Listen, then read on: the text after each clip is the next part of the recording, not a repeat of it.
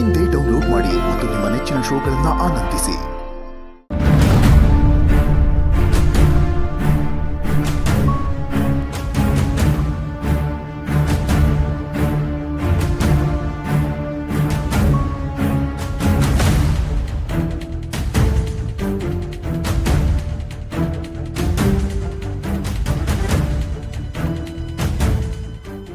ಅತ್ತೆ ಕೇಸ್ ಬಗ್ಗೆ ನಾನೇ ಖುದ್ದಾಗಿ ಅಪ್ಡೇಟ್ಸ್ ತೊಗೋಬೇಕು.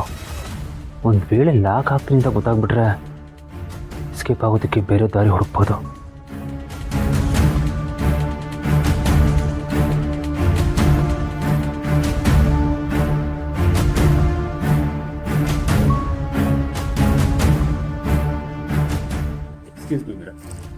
ಓ ಚಂದ್ರು, ಏನ್ ಸ್ಟೇಷನ್ ಕಡೆ ಬಂದ್ಬಿಟ್ಟಿದ್ದೀರಾ? Please sit down. ಏನ್ ವಿಷಯ?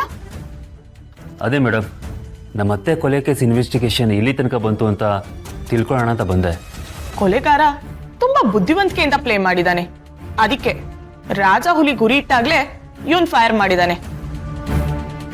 ಇವನ್ನ ಹಿಡಿಯೋದು ಸ್ವಲ್ಪ ಟ್ರಿಕ್ಕಿನೇ. ಸದ್ಯ ನನ್ನ ಬಗ್ಗೆ ಏನು ಪ್ರೂಫ್ ಸಿಕ್ಕಿಲ್ಲ.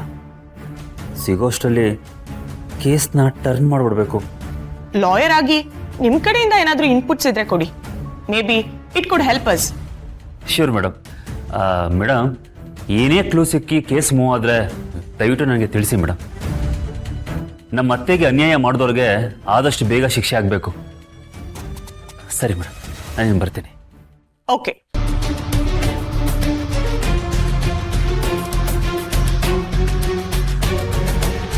ಚಂದ್ರು, ಒಂದ್ ನಿಮಿಷ.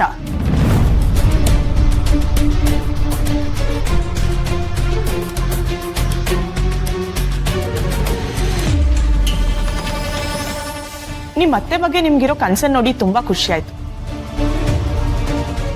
ನಿಮ್ ತರ ಅಳಿಯಾನೇ ಎಲ್ಲರಿಗೂ ಸಿಗ್ಲಿ.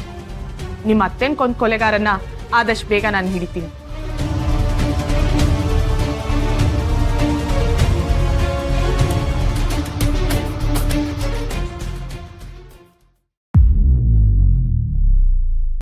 Come on, pick up the phone. ಏನು ಮನುಷ್ಯನಪ್ಪ, ಅಲ್ಲ ಕೆಲಸ ಆಗೋಕ್ಕೂ ಮುಂಚೆ ಫೋನ್ ಮೇಲೆ ಫೋನ್ ಮಾಡ್ತಾ ಇರೋರು ಕೂರತೋಗ್ಬಿಡ್ತಾ ಇರಲಿಲ್ಲ. ಈಗ ಬಂಗಾರಮ್ಮ ಸತ್ತ ಮೇಲೆ ನಾನೇ ಫೋನ್ ಮಾಡಿದ್ರು ರಿಸೀವ್ ಮಾಡ್ತಿಲ್ಲ.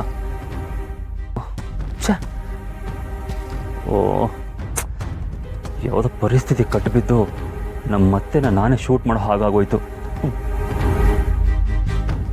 ಹಾಗೆಲ್ಲ ಮಾಡಬಾರ್ದಾಗಿತ್ತು ಅಂತ ಈಗ ಅನಿಸ್ತಾ ಇದೆ. ಅಲ್ಲ, ಕಂಟಿಗೇನಾದರೂ ಆ ನಂಬರ್ ಸಿಕ್ಕಾಕೊಂಡು ಅನೇಕ ತಂದೆ ಏನಾದರೂ ಫೋನ್ ರಿಸೀವ್ ಮಾಡಿಬಿಟ್ರೆ ಪಕ್ಕ ತಗ್ಲಾಕೊಂಡ್ಬಿಡ್ತಾರೆ. ಒಂದು ವೇಳೆ ಹಾಗೇನಾದರೂ ಆಗ್ಬಿಟ್ರೆ ಇದನ್ನೆಲ್ಲ ನಾನೇ ಮಾಡಿದ್ದು ಅಂತ ಈಸಿಯಾಗಿ ಗೊತ್ತಾಗೋಗುತ್ತೆ. ಹೊಸಗೆ ಬೇರೆ ಅನೇಕ ಪರಿಚಯ ಇದೆ. ಅಯ್ಯೋ, ಇದನ್ನೆಲ್ಲ ನೋಡ್ತಾ ಇದ್ರೆ ಎಲ್ಲ ಆ್ಯಂಗಲಿಂದನೂ ಲಾಕ್ ಆಗ್ತೀನಿ ಅಂತ ಅನಿಸ್ತಾ ಇದೆ. ಫೋನ್ ಮಾಡಿ ಫೋನ್ ಪಿಕ್ ಮಾಡಿದ್ರೆ ನಂಬರ್ನ ಚೇಂಜ್ ಮಾಡಿ ಅಂತ ಹೇಳೋಣ ಅಂತ ಅಂದರೆ ಈ ಮನುಷ್ಯ ಫೋನ್ ರಿಸೀವ್ ಮಾಡ್ತಾ ಇಲ್ಲ.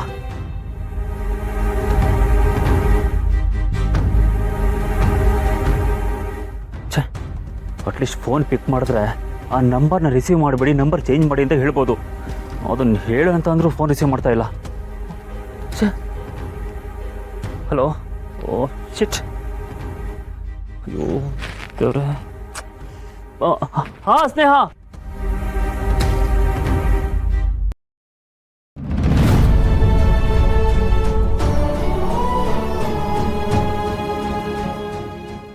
ಹೇಳಿ ಅವರೇ, ನಿಮ್ಮ ಆರೋಗ್ಯ ಹೆಂಗದೆ? ಹುಮ್ಮಸ್ಸು ಚೈತನ್ಯ ಎಲ್ಲ ನನ್ನ ಬಂಗಾರ ಜೊತೆನೇ ಹೊಂಟೋಯ್ತು.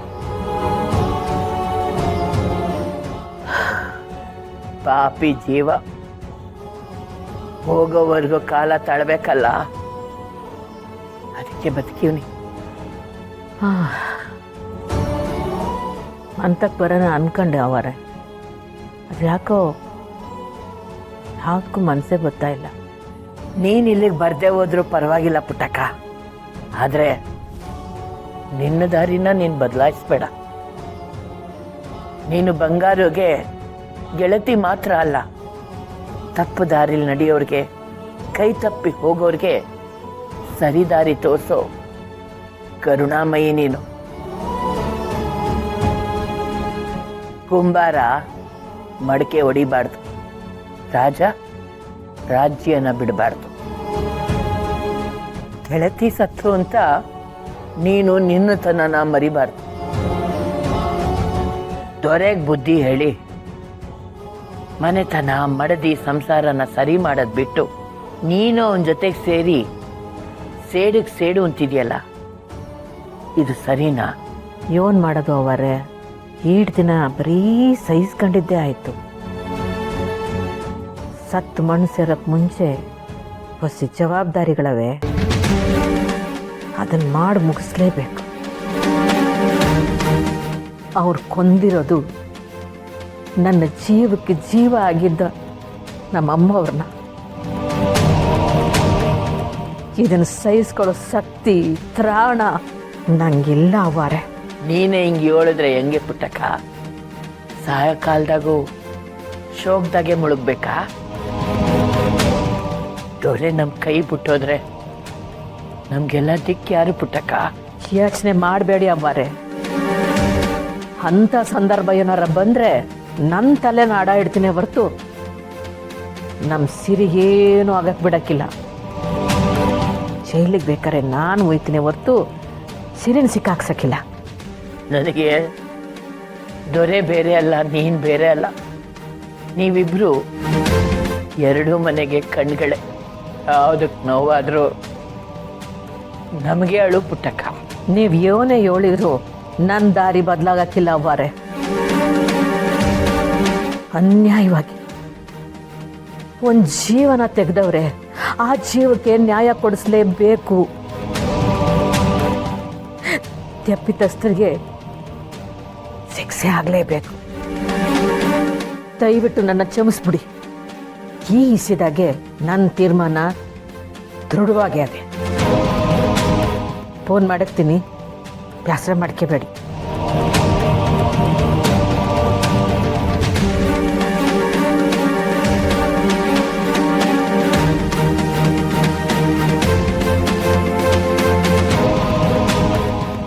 ಬಂಗಾರನ ಸಾವು ಪುಟ್ಟಕ್ಕನಲ್ಲಿರೋ ಮೃಗನ ಎಚ್ಚರ ಮಾಡಿಬಿಡ್ತು. ಬಂಗಾರ ಸಾಯ್ಲಿಲ್ಲ ಅಂದಿದ್ರೆ ಪುಟ್ಟಕ್ಕ ಈ ರೀತಿ ನಿರ್ಧಾರ ತಗೊಳ್ತಾ ಇರಲಿಲ್ಲ.